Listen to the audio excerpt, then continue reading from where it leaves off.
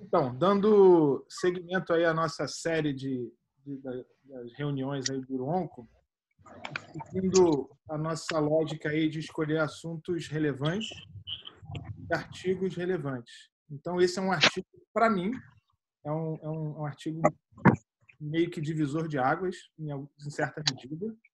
Não é que muda a conduta, mas é a opinião da pessoa mais experiente dentro desse assunto, que é a linfadenectomia de resgate. Então, é um tema relevante, um artigo relevante. O João vai apresentar aí, ao final a gente comenta e vamos fazer as perguntas. Beleza, dispensa apresentações aí, né? Todo mundo se conhece.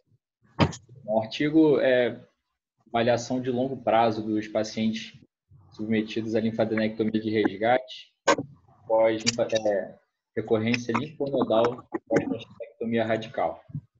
E observa-se que não foi tão bom quanto era. O artigo é de junho de 2020, não tão bom quanto se imaginava. O Brigante participou, né? Um artigo de relevância.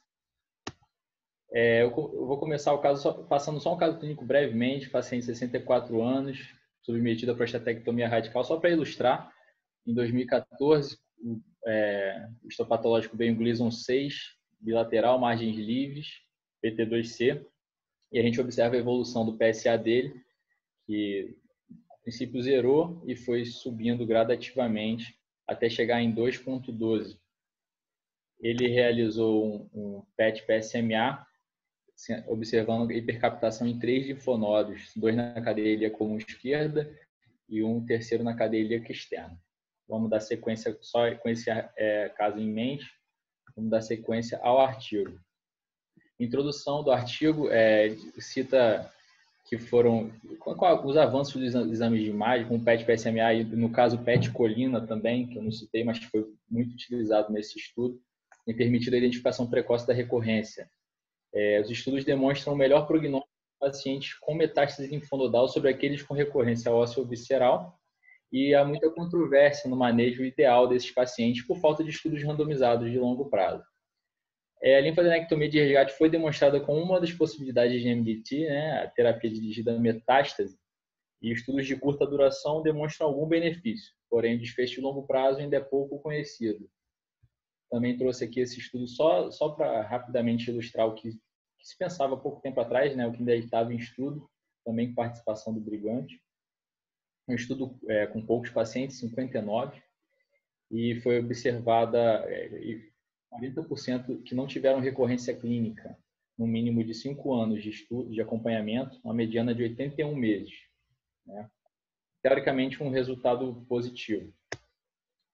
Continuando a introdução, foi um estudo multi-institucional que reporta os desfechos oncológicos de longo prazo, até 12 anos, dos pacientes tratados com linfadenectomia de resgate. Pacientes e métodos. Foram 211 pacientes inicialmente que apresentaram recidiva bioquímica, elevação do PSA após a prostatectomia radical. Após os critérios de exclusão, foram 189 pacientes avaliados, em 11 centros de referência no período de 2002 a 2011. O exame utilizado foi PET-PSMA ou PET-colina. Os pacientes foram acompanhados por 1 mês após a cirurgia, com PSA, após 3 e 6 meses, e realizaram PET-CT e cintilografia naqueles que apresentaram elevação do PSMA, após a linfadenectomia de resgate.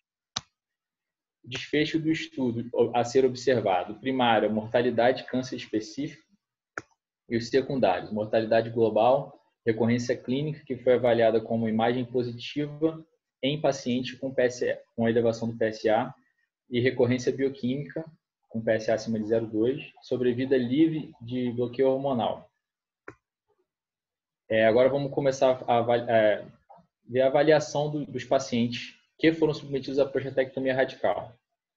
Vou passar só o que chamou mais atenção. A média de idade de 61 anos, a mediana de idade.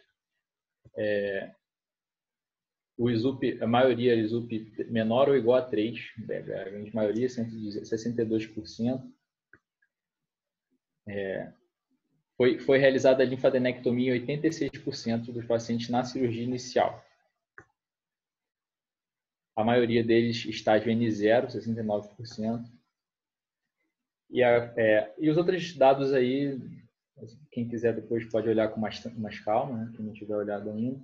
Agora, os dados do paciente, os dados foram avaliados do paciente submetido à linfadenectomia de resgate. O tempo entre a prostatectomia radical e PSA mostrou uma mediana de 22 meses. Ser submetido, quando submetido a PET-PSMA, 18% estavam em terapia em bloqueio hormonal.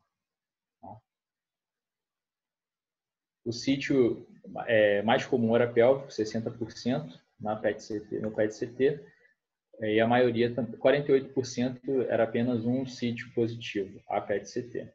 Qualquer confusão que eu tenha feito aí, vocês ficam à vontade, tá, professores? Os resultados, rapidamente.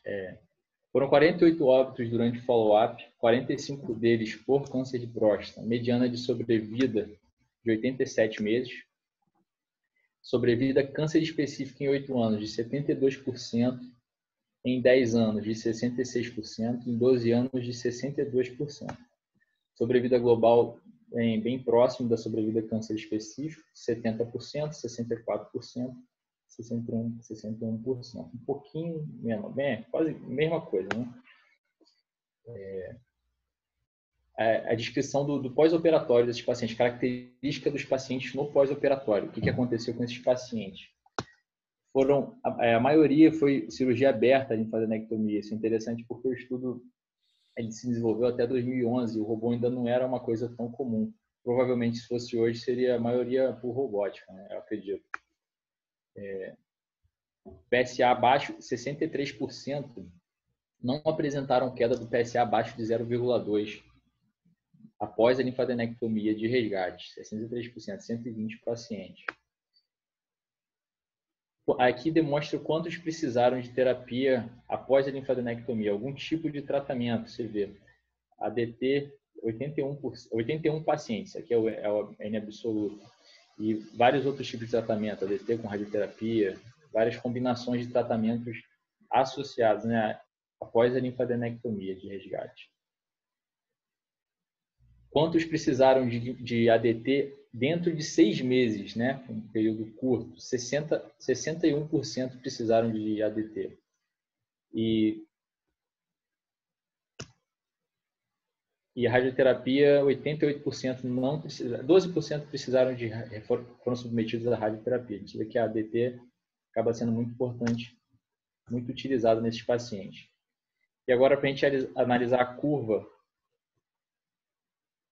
dos desfechos, né? Sobrevida, aí é o slide mais importante, né? Que mostra as curvas no longo prazo desses pacientes. A sobrevida global, você vê que começa, né, em 100% e vai caindo ao longo dos anos. Né? Você vê que em 8 anos, uma queda já importante, 12 anos também aqui. Então, a interpretação é que a sobrevida em torno de 60 e poucos % em 12 anos. Tá? CR-free é livre de recorrência clínica, que ele definiu como imagem, né? Recorrência clínica foi a imagem no PET-CT eu senti. Acho que só PET-CT, no PET-SMA ou PET-colina. Você vê também que os pacientes, ao longo dos anos, apresentam recorrência clínica em grande quantidade. Né? 12 anos aqui, boa parte dos pacientes apresentaram recorrência clínica. E aqui a recorrência bioquímica maior ainda, né? Do que a recorrência clínica. Quase todos boa parte dos pacientes em 12 anos apresentaram recorrência clínica, recorrência bioquímica.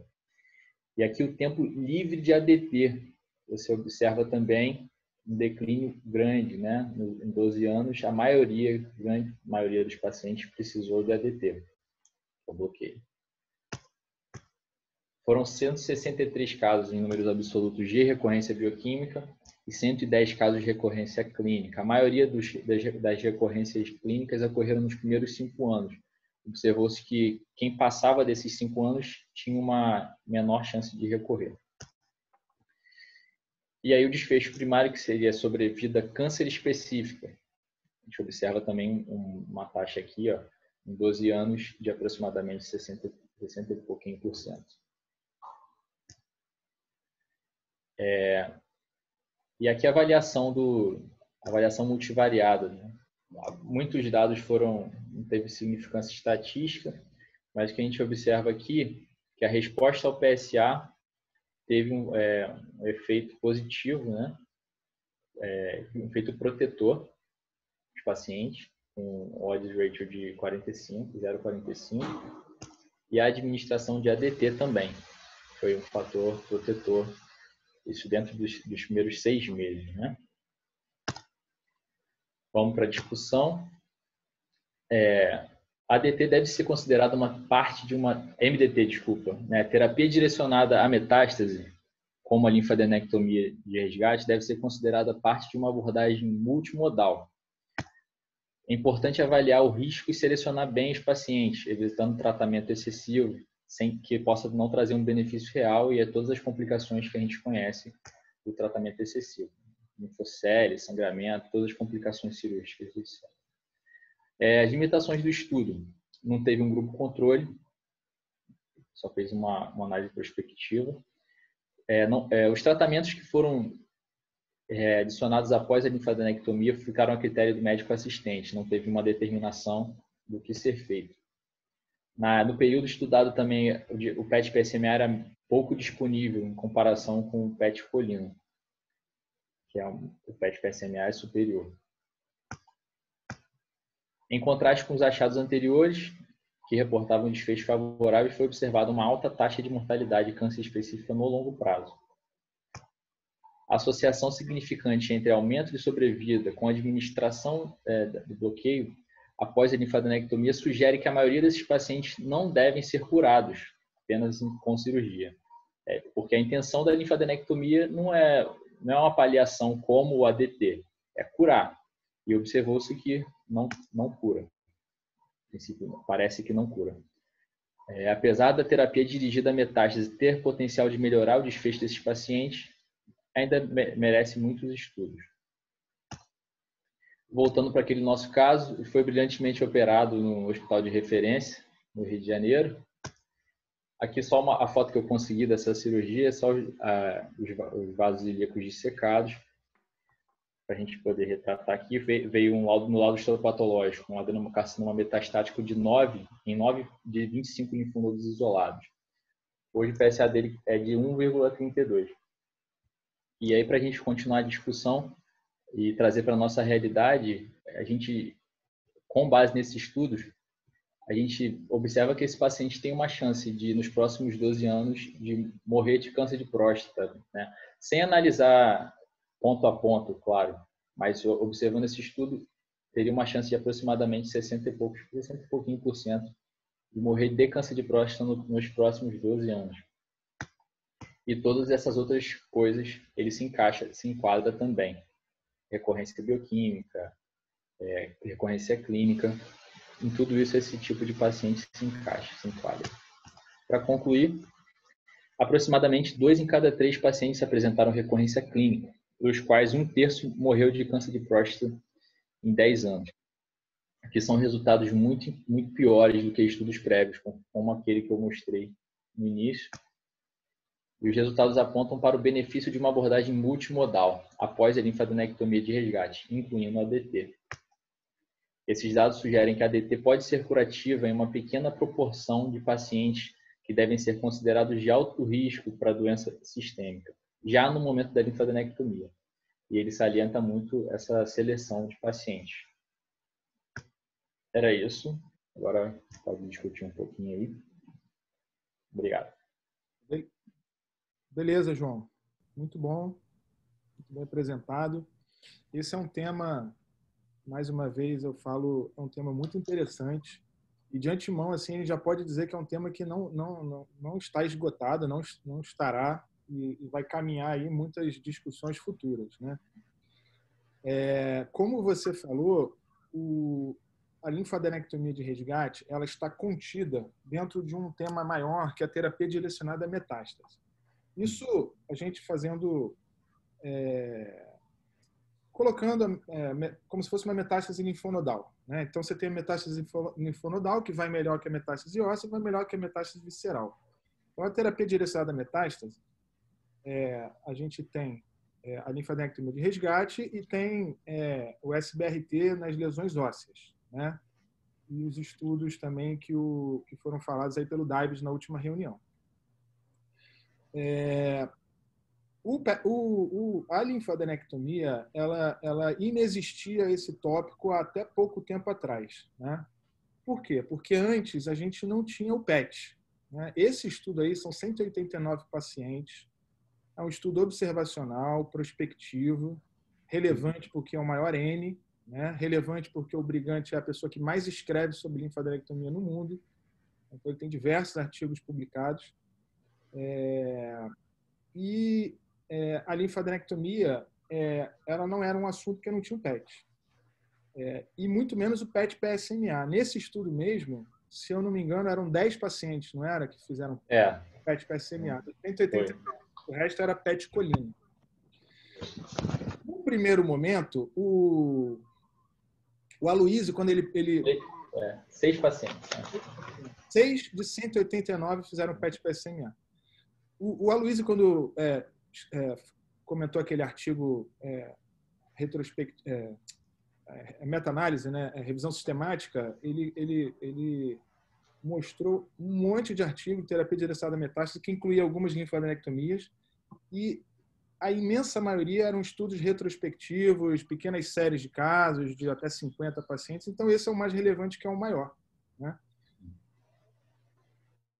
Se você for conversar isso com as pessoas ainda se confundem e é totalmente passível de confusão, né? Esse é um artigo de agora de junho, se eu não me engano, foi publicado, pouquíssimas pessoas leram e é uma coisa que faz você refletir sobre o que você está fazendo, né?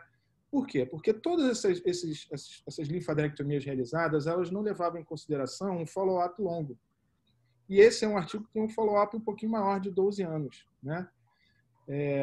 E as séries retrospectivas prévias, incluindo a do Brigante, colocavam mais ou menos uma chance aí de 1/3 até metade dos pacientes ter uma resposta de PSA. E, obviamente, isso é uma coisa interessante. Você ter um paciente com uma doença localizada, você trata a doença localizada com cirurgia e baixa o PSA. Só que, como você viu nesse estudo, a maior parte dos pacientes, 60%, recorrem em 6 meses e vão para a terapia sistêmica, né? E 1/3, né? 1/3 vieram a óbito em 12 anos, né? O que isso nos leva a crer, e foi o raciocínio do autor, né? Que, na verdade, a gente está tratando pacientes com uma doença de prognóstico ruim, né? Então, eu estou tratando só com cirurgia, tentando tratar só com cirurgia, vamos dizer assim, pacientes que são linfonodos positivos. E a gente sabe que o paciente linfonodo positivo é um paciente que vai muito diferente do paciente com linfonodo negativo, né? No primeiro momento, a linfadenectomia de resgate, ela tinha a ideia de postergar, né, um tratamento sistêmico, né? Ou seja, você faz a linfadenectomia e você evita um bloqueio hormonal nesse paciente aí que seja por 1, 2 anos. E essa é uma ideia que permanece até hoje. E eu também não acho que ela possa ser eliminada por completo, né? Porém, o autor, ele traz uma nova perspectiva, que também está vindo isso nas metástases ósseas, nas oligometástases, de você tratar essas metástases, porém dentro de uma multimodalidade, né? Por algumas teorias, né? Porque você diminui o burden tumoral, você diminui a possibilidade de novas metástases, você fazer um tratamento mais intensivo para esses pacientes. Então, são duas questões que precisam estar bem... Porque, assim, as pessoas falam, a linfadenectomia de resgate deve fazer ou não? Não é essa a pergunta que deve ser feita, assim, ao meu ponto de vista, né? Assim, qual é a sua proposta, né? A sua proposta é postergar bloqueio hormonal? Ok, isso, ao meu ver, ainda é uma boa justificativa, né? Porém, você vai ter que selecionar extremamente bem seu paciente, senão a chance de você errar vai ser alta. A chance de você propor uma cirurgia, uma reoperação no paciente. Muitas das vezes o paciente já foi feito linfadenectomia, um estudo foi assim, com todas as complicações associadas. Então, você tem que saber escolher esse paciente. Então, esse paciente que você vai pensar em postergar o bloqueio hormonal futuro, né, teria que ser um paciente com ISUP baixo, uma recorrência tardia, quanto mais tardio, melhor, no mínimo 1 ano, preferencialmente acima de 2 anos. Não pode ter mais do que 3 metástases linfonodais, tem que ser totalmente na pelve, um PSA baixo, preferencialmente abaixo de 4, e, obviamente, não tem como você fazer esse tipo de tratamento sem um PET PSMA hoje na nossa realidade, né? Então, esse é um paciente que talvez, né, a gente identifica ele como aquele paciente de progressão lenta, ele pode se beneficiar, talvez, de postergar o bloqueio hormonal, porque ele tem uma doença de progressão lenta. Agora, se você pega um paciente, porque as pessoas fazem PET PSMA no pós-operatório, então ela operou, imagina que ela operou um Gleason 8, fez linfadenectomia, e aí o paciente recorre com menos de 1 ano, o PSA ainda é baixo, aí você faz o PET e aí tem 1 ou 2 lesões, né?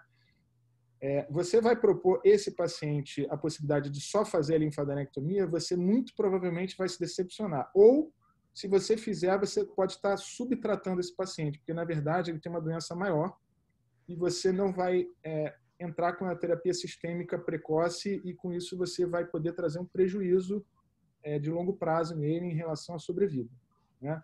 Então, a maior parte desses pacientes acabam, assim, ao meu ver, sendo candidatos, na verdade, a uma terapia multimodal, né? E essa terapia multimodal é algo que está investigacional ainda, né? Isso precisa estar muito bem esclarecido, explicado para o paciente. Isso não é ainda standard, até porque não tem estudo randomizado. Esse é um estudo observacional, né? Relevante, mas é algo que você precisa explicar para o paciente. Eu sou favorável, né, desde que o paciente entenda o que está acontecendo, e de forma alguma a gente deve postergar uma terapia hormonal se o paciente precisar, porque ele pode ser um paciente de alto risco. 1/3 desses pacientes, nesse estudo, evoluíram a óbito, né? Então, eu acho que a mensagem que eu queria passar é essa, né? É um tema que não está esgotado. Você generalizar a linfadenectomia de resgate deve fazer ou não? Não, depende. Qual é o seu objetivo, né? E dependendo do seu objetivo, você tem que selecionar, né? E se você for entrar numa discussão, as pessoas vão se confundir. Elas vão falar, poxa, eu fiz a linfadenectomia e recorreu precoce. Isso não funciona. Não é bem assim, né? Existe um racional em cima disso. Assim como existe um racional você tratar oligometástases, oligometástases ósseas, né? Existe um racional. A gente nem tudo em medicina tem o máximo de evidência científica. A gente trabalha muito na base do racional. E tendo um racional com baixa morbidade é algo que pode ser oferecido, sim, dentro de uma explicação maior, né? Deixar o Fernando comentar e depois o pessoal também fazer as perguntas e comentar, né? Boa noite, gente. João, parabéns aí pela apresentação. Você até combinou, achei bacana isso, o fundo de tela com o fundo da tua parede. Aí ficou um efeito legal aí. Você é um cara fashion mesmo. Só não entendi a foto de Cuba.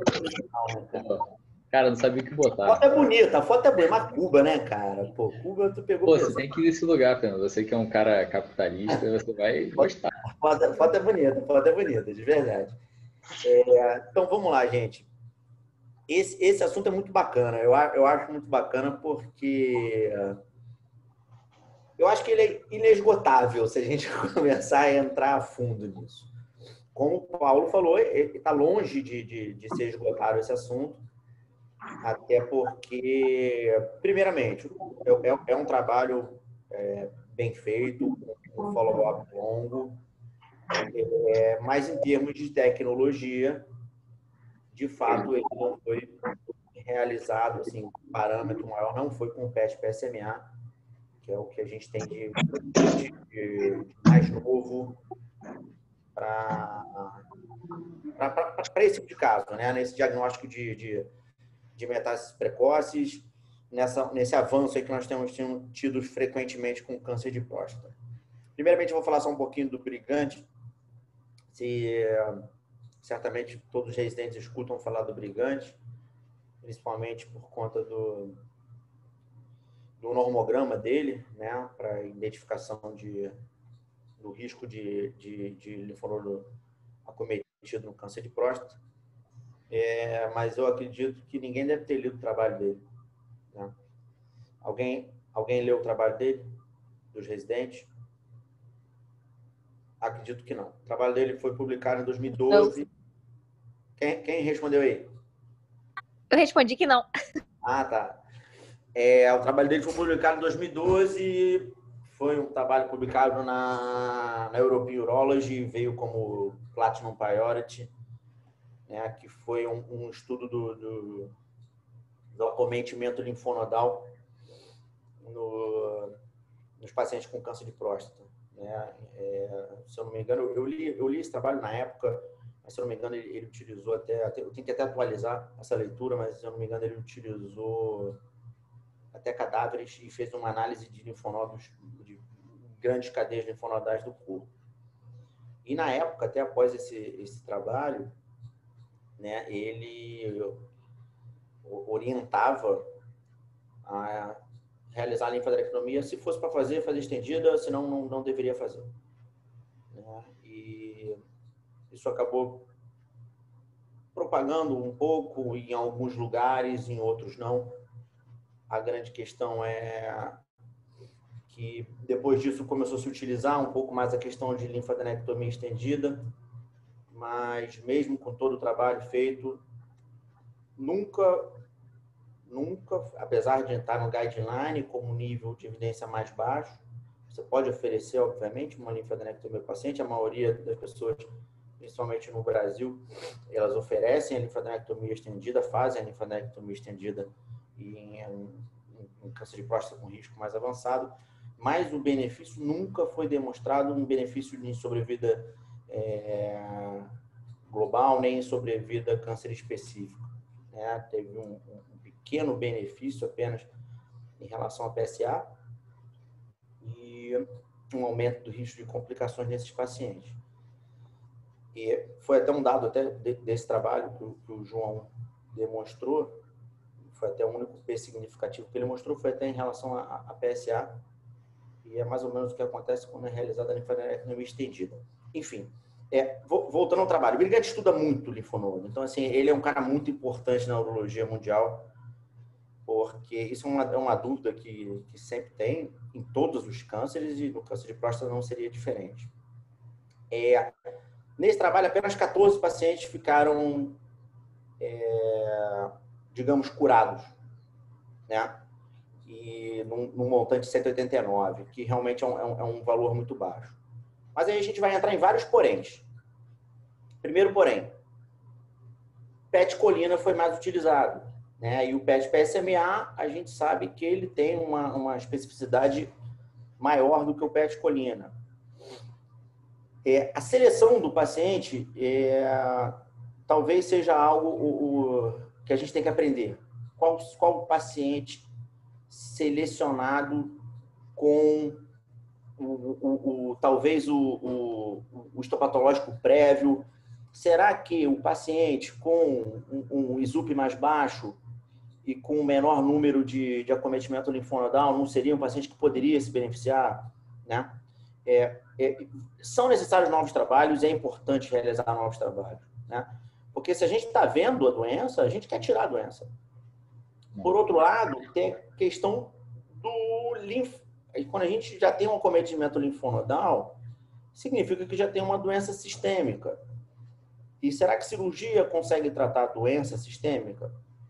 Então, como o Paulo falou, como o Davis falou, a questão tem que ser multimodal, né? Agora, tem que ter um padrão, né? Teoricamente, as doenças linfonodais, elas são menos agressivas, né? O prognóstico menos pior do que a metástase óssea e menos do que a visceral, né? E a gente já tem trabalho mostrando o SBRP nos pacientes com oligometástase, com um resultado satisfatório, né? Onde na teoria, a doença óssea é mais agressiva. Mas o que acontece? Qual é a diferença? Nesses trabalhos, o ADT é feito concomitante, né? Então, de repente, se é feito um trabalho com a linfadenectomia de resgate, em casos selecionados, com o paciente usando o ADT junto, com o grupo controle só com ADT, eu acho que isso seria algo importante para a gente saber, né? Porque é a questão da multimodalidade. A doença é sistêmica, é um fato. Mas a cirurgia pode ser benéfica, a gente está tirando doença, né? Então, é um assunto muito legal, a gente vai escutar isso aí durante muito tempo. Outra questão que a gente tem que pensar, o avanço das medicações. A gente tá vendo que as medicações estão avançando, né? Uma apalutamida da vida, uma darolutamida da vida, essas drogas elas estão começando a entrar em outras fases do tratamento do câncer de próstata. Esse ADT, de que forma esses ADTs foram feitos nesses casos? Então, assim, tem muita coisa para a gente aprender ainda, né? Como o Paulo falou, não dá para falar se eu sou contra ou se eu sou a favor. Você tem que escolher o caso, né? Você tem que escolher o caso, você tem que estar muito fechado com o paciente, passar todas as informações para o paciente, passar a questão de efeito colateral. Os efeitos colaterais, quando acontecem, podem ser complicações mais severas. Linfocele não é só uma linfocele pode infectar, são cirurgias que podem ter sangramento. Então, tudo isso tem que ser levado em conta, né? Será que com um trabalho só com PET-PSMA, com de repente com uma mínima doença, será que vale a pena fazer? O Dabis na semana passada mostrou para a gente um trabalho que quando fazia uma linfadenectomia completa tinha esses resultados melhores do que se fizesse só a linfadenectomia aonde o linfonodo tinha ascendido. Então, eu acho que esse trabalho ele mostrou, na verdade ele pisou, foi um pisão no freio, né? Ele deu uma freada naquela empolgação de vamos operar, para as pessoas pararem, pensarem, raciocinarem aonde que a gente tem que mudar, o que mais que a gente tem que estudar.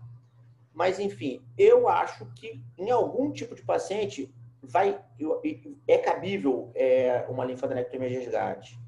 Mas qual o paciente? Isso aí que a gente ainda precisa estudar mais para a gente identificar esse tipo de paciente.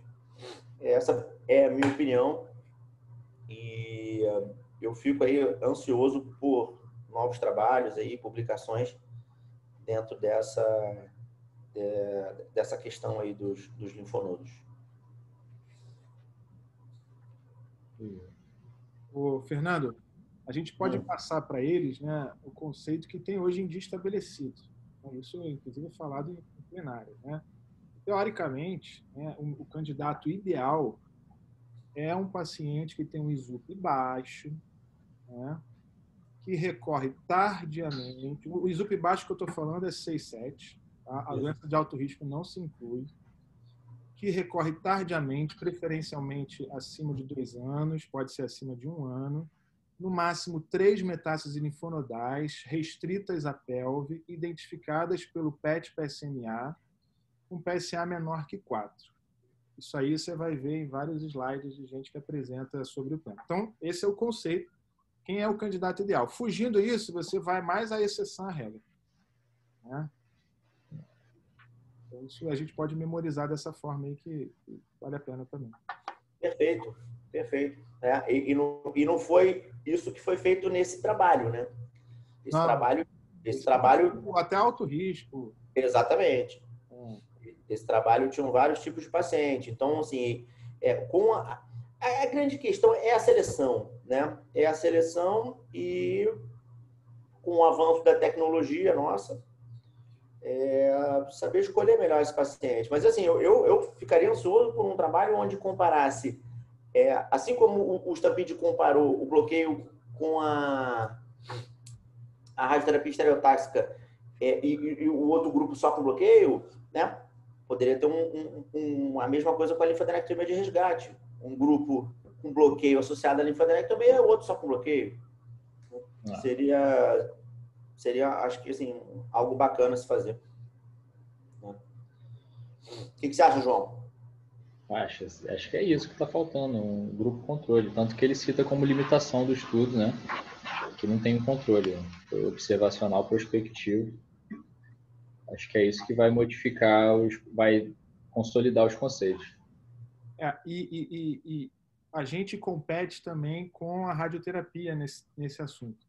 Tem um estudo agora, chama-se Sport Trial, que ele compara uma radioterapia só da loja versus radioterapia da loja mais radioterapia, isso na recorrência bioquímica pós-cirurgia.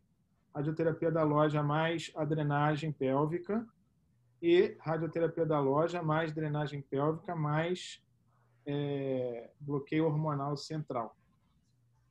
E esse conjunto final, radioterapia da loja, radioterapia da drenagem mais bloqueio hormonal central, vem sendo vitorioso. Então, esse é um estudo aí que a radioterapia vem pesado em cima disso, né? E muitas das vezes a gente vai ficar restrito não, né? A gente vai acabar fazendo a linfadenectomia e complementando com rádio, né? E a radioterapia da drenagem, né?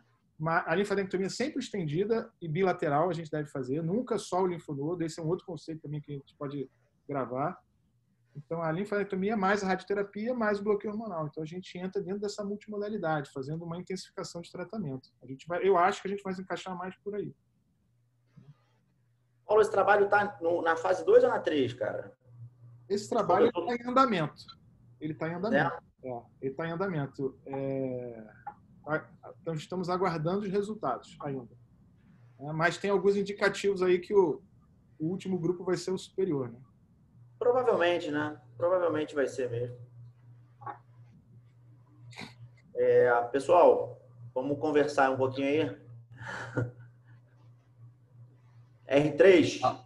Fala aí, Ernesto. Tá doido para falar alguma coisa que a gente sabe? O Paulão, você tocou nesse assunto desses grupos comparativos de radioterapia, mais bloqueio hormonal central, mais linfadenec.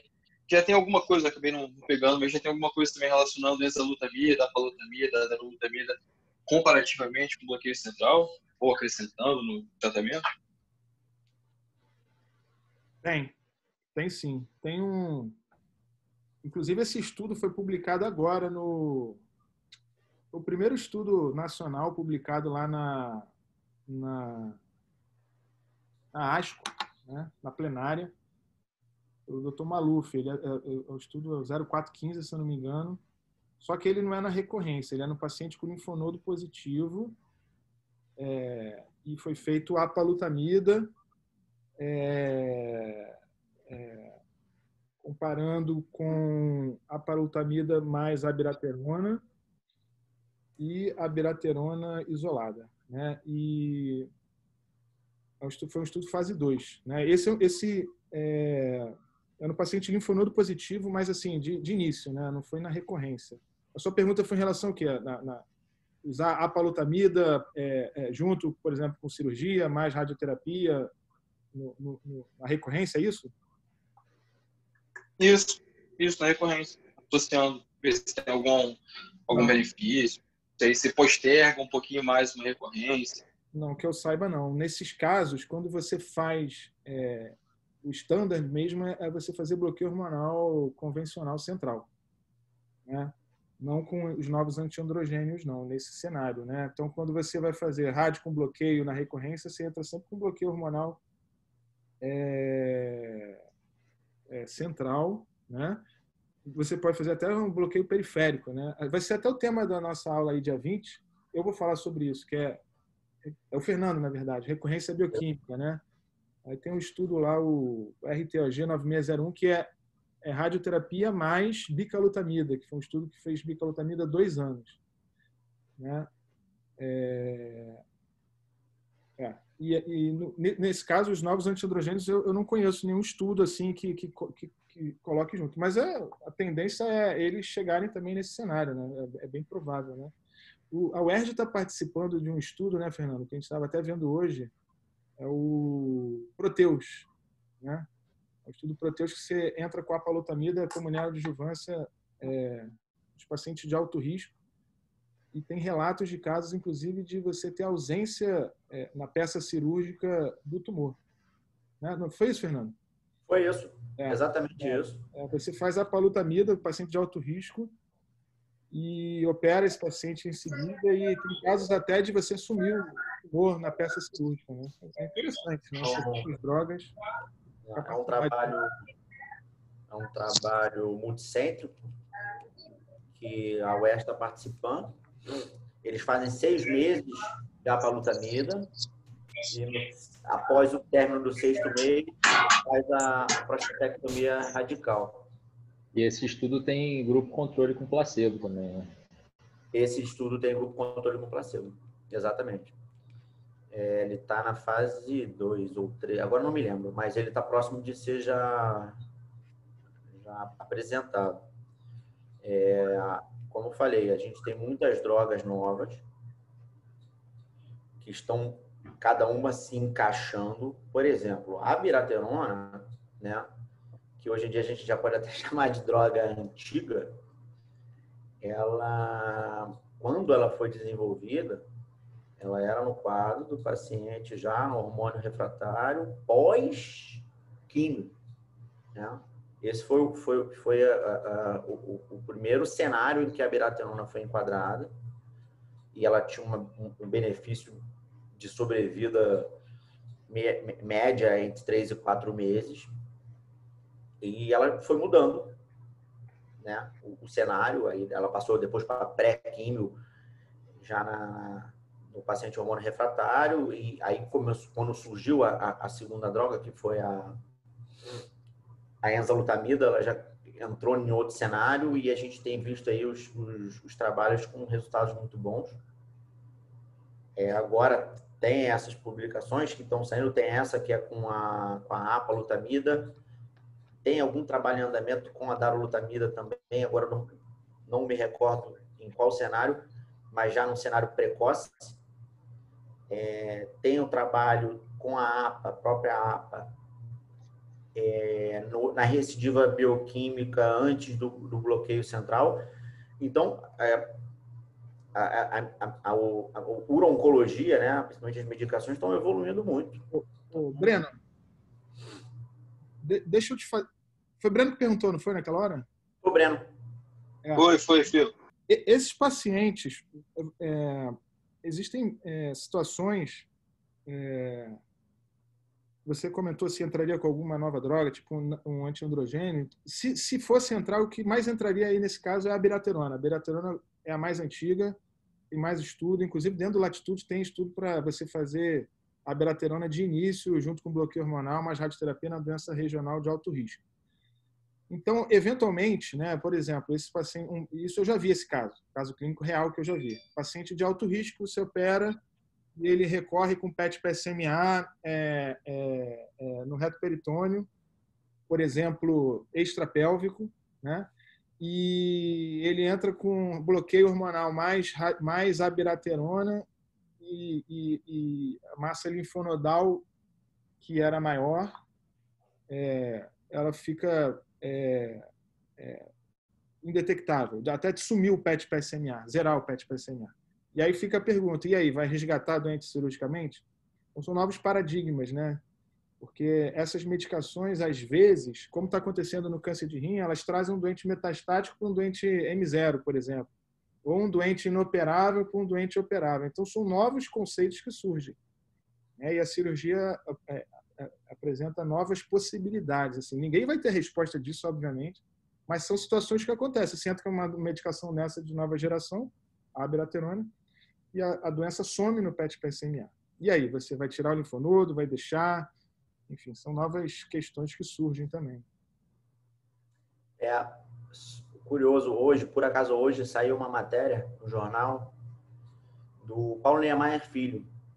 E nessa matéria ele expressa o seguinte, isso é uma manchete. Em menos de 10 anos, vocês não irão mais ouvir falar em cirurgia. Eu discordo. Tá? Eu acho que cirurgia vai sempre existir, vai ter seu espaço sempre, não será só no trauma. Eu acho que nós, urologistas, nós não, né? Mas as próximas gerações continuarão operando também. Mas, sem dúvida, talvez serão operações mais seletivas, no caso, não menos, mas mais seletivas, né? Será realizado algum estudo genético e a gente já parte para uma cirurgia com aquele paciente que vai ter certa alteração ou não. Enfim, mas é curioso que saiu isso hoje. No jornal de hoje, Paulo Niemeyer Filho falando sobre isso. Mais alguma pergunta? Professores, vocês falaram sobre expor isso ao paciente. Vocês têm experiência em falar para o paciente de vocês que tipo de linfadenectomia que vai fazer? Como é que eles aceitam isso? Eles entendem bem o que seria isso daí? E os riscos? Ernesto, o paciente, você tem que ser franco com ele, entendeu? Falar com ele, explicar. Volto a dizer, muito do que a gente faz em medicina não é baseado no mais alto nível de evidência científica. E coisas simples, tá?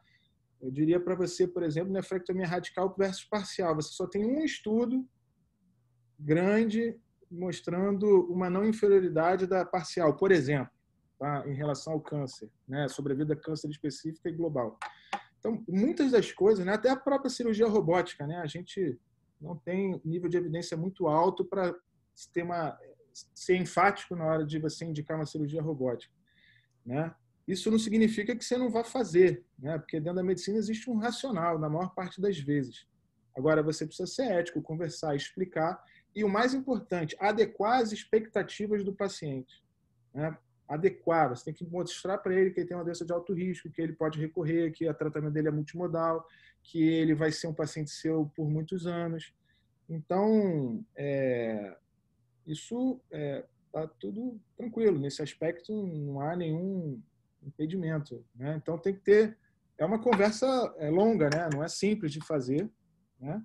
Mas não está errado. O que a gente não pode é fazer por fazer sem explicar para o paciente. Fazer uma cirurgia de grande porte, porque é uma cirurgia de grande porte, a linfadenectomia, né? De resgate, principalmente, e você não explicar para ele que aquilo pode não ter um benefício, é uma chance. Muitas das vezes o paciente se agarra nessa chance, né?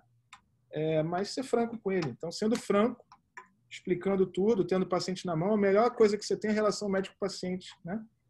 Não há problema nenhum, né? Ernesto, o mais importante é a relação médico-paciente. Então, você tem que expor para o teu paciente todas as possibilidades. Você não pode chegar... primeiramente, hoje, o paciente tem acesso àquilo que é informação. O paciente vai chegar para você e vai fazer várias perguntas. Você pode chegar para o seu paciente, por exemplo, indicar uma linfadenectomia de resgate numa situação como essa. O paciente vai chegar para você, mas eu joguei no Google e achei um trabalho falando que não funciona, vamos supor. Então, você tem que falar, ó, a situação é essa. E assim, isso eu estou falando da linfadenectomia de resgate, eu estou falando em qualquer situação. Qualquer situação. Se você for fazer uma postectomia no teu paciente, você tem que explicar para o paciente que aquela cirurgia pode não ter o resultado. Porque às vezes o paciente vai fazer uma postectomia pensando em estética, né? Você tem que falar que aquela cirurgia não é estética, ele pode ter uma cicatrização que não fique do jeito que ele espera. Então, assim, isso a gente está falando de postectomia. Quando a gente está falando de câncer, então, né, em oncologia, você tem que passar todas as possibilidades para o paciente, sim. Né? Isso aí isso é o fundamental, isso aí é o básico, é o início de tudo. Eu fiquei imaginando quando vocês falaram sobre ser uma linfadenectomia, por exemplo, estendida, uma linfadenectomia local. Fiquei imaginando se realmente os pacientes entendem explicar o que é isso, porque, tipo assim, você falar para mim, eu vou fazer, sendo um leigo, pensando, se eu vou tirar linfonodo pra caramba, ou vou tirar só um pouquinho, porque eu acho que não... Aí você explica, não vai fazer diferença. Claro que o cara vai querer que tire tudo. Ernesto, a linfadenectomia de imediato, na cirurgia estendida, ela tem um nível de evidência mais alto para, principalmente, estadiamento. Então, isso aí está, inclusive, em guideline. Tá? Isso aí essa é tranquilo.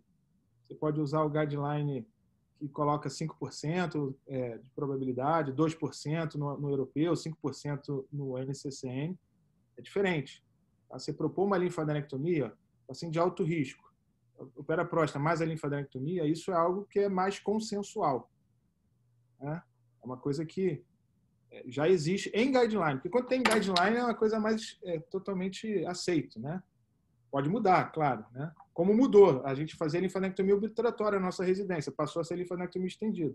Mas é algo que é aceito. Né? A gente está falando de uma coisa mais fora do padrão. Né? Que seria a linfadenectomia de resgate. Se você for botar a linfadenectomia de resgate, ela não está em nenhum guideline. Provavelmente ela vai entrar em algum momento não tão longe. Né? Porque depende de nível de evidência mais elevado. Vai ser a opinião do expert. Se olhar lá no europeu, vai estar lá, opinião do expert, nível de evidência fraco. Né? Então, você conversa com o paciente. Né? E uma outra coisa que a gente tem aqui também, para finalizar, estamos chegando na hora, o nosso paciente aqui no Brasil, por exemplo, nos Estados Unidos, o paciente com câncer de próstata, ele entra lá no site do Memorial, por exemplo, tem um fórum de pacientes com câncer de próstata. Ele tem, inclusive, uma cartilha do que ele vai perguntar para o médico. Ele vai perguntar tudo. Ele chega sabendo, às vezes... Se o médico estiver despreparado, ele vai saber mais do que o médico. Então, nos Estados Unidos tem fóruns, tem grupos de redes sociais, tem de sites. Né? Todo hospital tem um setor relacionado ao paciente. Então, ele tem grupos... O Fernando fez estágio lá, ele sabe, pode até comentar. Então, os pacientes lá são mais instruídos. Aqui no Brasil, ele tende a aceitar um pouco mais o que a gente fala. Né? Ser um pouco mais passional. Né? Assim, então eu tenho a possibilidade de tirar o tumor, eu vou tirar de qualquer jeito. Não é bem assim. Existe uma probabilidade, existe um risco. O paciente mais de país desenvolvido, ele tende a ser mais racional. Os Estados Unidos, o paciente europeu, né, inglês, então, eles tendem a raciocinar baseado nos dados. Ele vai perguntar para você, o Ernesto, qual é a minha chance aí de curar com isso? Qual é a minha chance? Qual é o meu risco? Aí você tem que ter isso na ponta da língua para falar para ele. É uma coisa que a gente não vê no Brasil tanto, mas no paciente privado, no paciente com nível de escolaridade maior, a gente acaba vendo, e também já é uma realidade, né? Mas não tanto quanto nesses países, não é não, Fernando? Verdade. Nos Estados Unidos, os pacientes eles já chegavam para consulta já... o que dava a impressão é que eles já chegavam já sabendo o que o médico ia falar, né? E caso o médico faça alguma coisa diferente, ele vai falar, e essa opção aqui? Eles já vinham, sem dúvida, com todas as opções. E é racional, né? É diferente da gente. Né? Mas isso tem a questão, acho que até do povo, né? Como o Paulo citou, o europeu, principalmente o inglês, né? O americano parece muito com o povo inglês em relação à racionalidade. Então, por exemplo, uma coisa que você falou ali. Eu vou preferir que tire todos os meus linfonodos. Não, eles não são assim. Eles vão perguntar qual é a chance dele ficar curado e qual é o risco que ele tem de ter uma complicação. Né? Teve um trabalho que a gente até conversou sobre ele, foi em relação à próstata, em relação às margens positivas. A gente teve algum artigo que a gente discutiu sobre isso, que foi realizado na Inglaterra esse ano. Né? E esse trabalho era por questionários. Né? E nesse questionário, a pergunta, a questão era, na cirurgia nerve sparing, se eu tenho um risco maior de ter uma margem positiva ou se eu tenho um risco maior de ter uma disfunção sexual, né? A maioria dos pacientes estava muito mais preocupado com a qualidade de vida dele do que com a doença. Então, a gente falava, se for para eu ter 2 anos de vida a menos, eu prefiro ter 2 anos de vida a menos com a minha função sexual ativa ou não incontinência, do que 2 anos a mais curado da doença. Então, é a questão da racionalidade. Então, é importante a gente passar sempre todos os dados e tudo que pode acontecer para o paciente. A gente tem que ter isso. Obviamente, tem pacientes que não vão entrar nesse assunto, mas eu acho importante a gente passar isso para eles. Né? Pessoal, chegamos ao fim. Litig, calma aí. Litig não vai fazer nenhuma pergunta, não, pô? Guilherme, ele sempre faz uma pergunta. Ou uma observação. Ele não tá aí. Ué, ele saiu? Pegamos no flagra, hein? Pegamos no flagra. Amanhã terá retaliação. Olha só, semana que vem tem um tema muito interessante que eu e o Fernando a gente resolveu colocar, que é a prostatectomia radical laparoscópica, que o Anacleto tem feito aí, eu vi ele fazendo. Acho que é bastante interessante. E a gente acabou chamando para comentar também um ex-residente nosso, o João Felipe, né? E ele fez especialização, se eu não me engano, foi onde que ele fez? ABC? Ele fez em Barretos. Barretos, E ele tem feito muita laparoscopia de próstata. Muita laparoscopia, né? E vai ser bastante interessante, que é algo do dia a dia aí também, para a gente até comparar com a robótica aí, o passo a passo. Né? Então, principalmente que... Desculpa, Paulo, te interromper. Principalmente porque aqui no grupo tem gente que não vai ficar em grande centro, né? Tem gente que não vai ficar no Rio, não vai ficar em São Paulo, vai acabar indo aí para o interior. E então é um tema muito bom para vocês. Parece que vai ser um passo a passo. Espero que todos estejam presentes aí na semana que vem. Então é isso. Gente. Boas noites a todos. Buenas noches. Tchau, gente. Um abraço. Até amanhã, gente. Até amanhã. Tchau. Boa noite.